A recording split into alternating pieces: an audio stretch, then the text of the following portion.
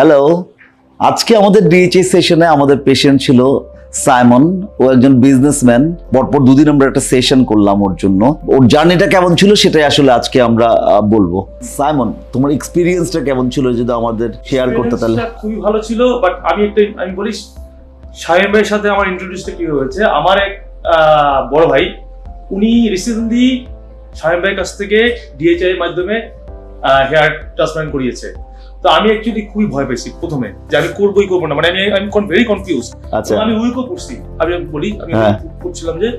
তো দেন ওনার যে ইমপ্রুভমেন্ট দেখে আমি আসলে অ্যাকচুয়ালি শামীম ভাইয়ের কাছে আসছি, এবং উনি আমাকে শামীম ভাই সম্পর্কে ব্রিফ করেছে যে উনি ভেরি ভেরি কোঅপারেটিভ এবং মানে খুবই আন্তরিকভাবে সবাইকে সাপোর্ট করে।